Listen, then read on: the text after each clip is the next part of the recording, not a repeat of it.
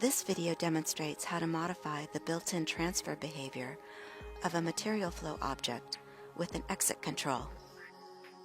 This control overrides the built-in exit strategy, meaning that we ourselves have to make sure that the part moves to the station of our choice. The material flow object activates the control as soon as part is ready to move on after being processed. Let's create our simulation model.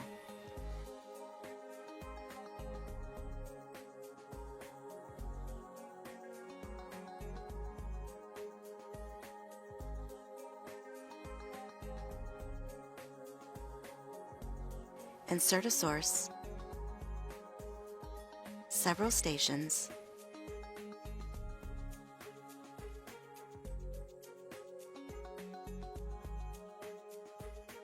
and a drain.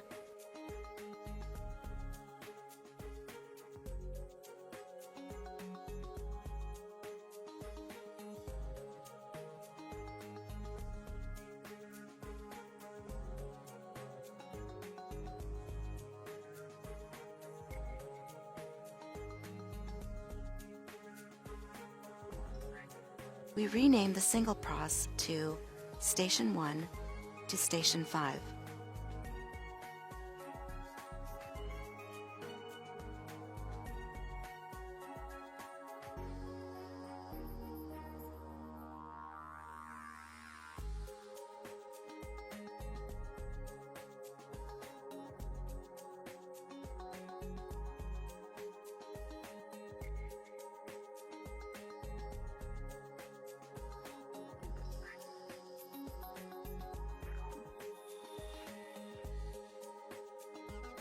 To make the object name visible, open the 3D properties of the class object of the single process.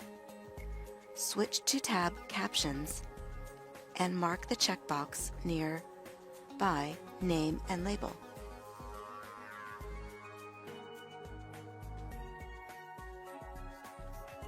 The source creates 1,000 parts. Double-click the source to open its dialog. On tab Attributes, select Number Adjustable and enter an amount of 1,000 parts.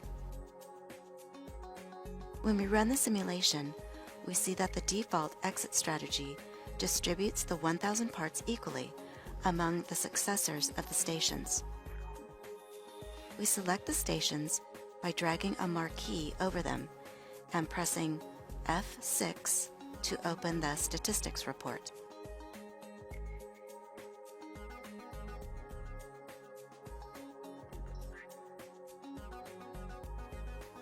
As we want a number of objects to use the same control, we program it in a method, which we insert into our frame. Select the method and press the F2 key. Rename the method to myExitControl. To tell Plant Simulation which control to use, drag it onto the station. The icon of the control then changes to denote that this method is an exit control. When we open the station, we see that Plant Simulation entered My Exit Control into the text box Exit Control. To change back to the method, we click in the text box Exit and press F2. Now we're ready to start programming. Because the method is used as an exit control, Plant Simulation automatically entered the text @.move into the method. The source produces 1,000 parts and moves these to the station. We are going to count the number of incoming parts and then, after a certain number has been reached, move the following parts onto a different successor. To do so, we'll read the statistics value stat_num_in. First, we delete the line which was automatically created. We then declare a local variable. We place the cursor in the first line and enter var n integer equals station1.statNumIn. This creates the variable named n and assigns the number of parts entering the station. We click on Control Structures on the Edit ribbon tab and select If, Else-If, End.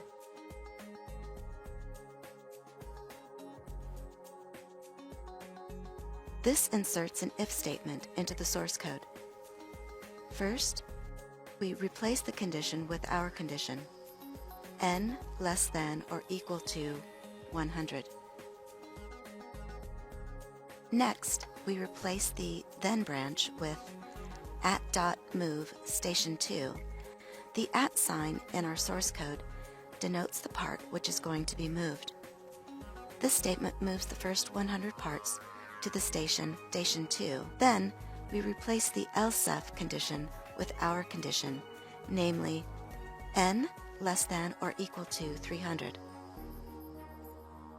We replace the remaining then branch with @.move station 3. This moves the next 200 parts to the station 3. We then press enter, type in else, and press enter again. Now we type in the following: @.move station 4. This moves the remaining 700 parts to the station 4. As before, the @ sign denotes the part which is going to be moved. The asterisk in the title bar of our control shows that the source code contains unsaved changes. To save them, we click Apply Changes on the Edit ribbon tab, or we press F7 and close the control. Now we'll run the simulation again and check the statistics report.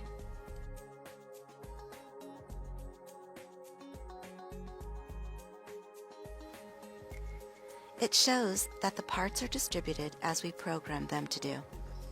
The first 100 parts moved to station 2, the next 200 parts to station 3, and the remaining 700 parts to station 4. To be able to better follow how the station distributes the parts, we reduce the simulation speed. Open the event controller by double-clicking its icon. Drag the speed slider to the left. When we start the simulation again, we can clearly see how the parts move from station to station.